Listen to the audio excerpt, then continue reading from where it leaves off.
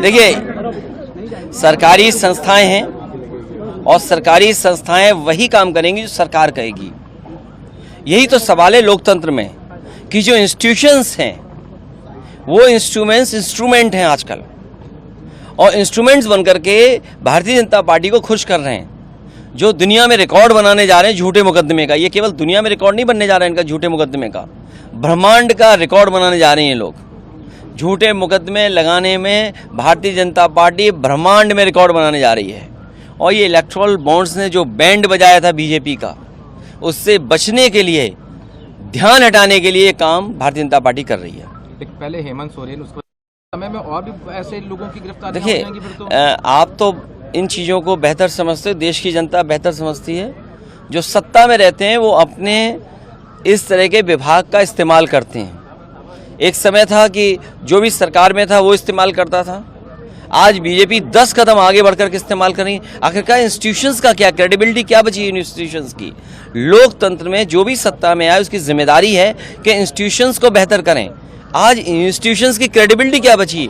आम लोग ये जानते हैं कि ED, CBI, income tax BJP के लिए काम कर रहे हैं। और जब से इलेक्टोरल बॉन्ड्स का खुलासा हुआ है तब से और जनता जान गई है कि किस तरीके से डरा के धमका के इन्होंने वसूली की है। वो चंदा नहीं है, वो वसूली हुई है। सोचो, हजार करोड़ रुपए कंपनी दे रही है। आखिरकार सत्ता में बैठे उन्हीं को क्यों मिल रहा है पैसा, और जो पॉलिटिकल पार्टी है उनको क्यों नहीं पैसा मिल रहा? क्योंकि वो विपक्ष में है, विपक्ष को चंदा मिलता है और सत्ता में बैठे लोगों ने वसूली की है।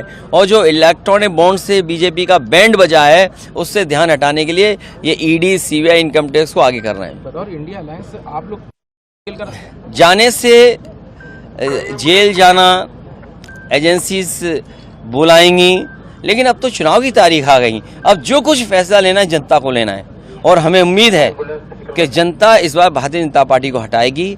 एक ऐसी पार्टी जिसने नौजवानों से झूठ बोला, और मैंने कई बार फार्मूला दिया हूं, मैं फिर देता हूं आपको कि 60 लाख बच्चे परीक्षा लिखे हैं जो परीक्षा नहीं लिख पाए।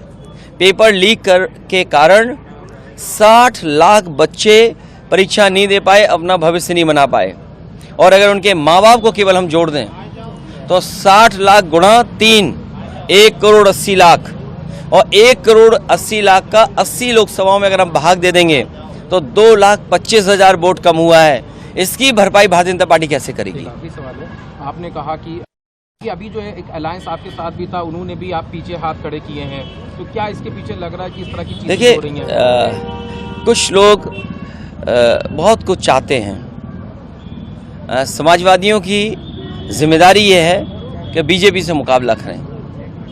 ये वक्त ऐसा नहीं है कि हम लोगों को खुश करें।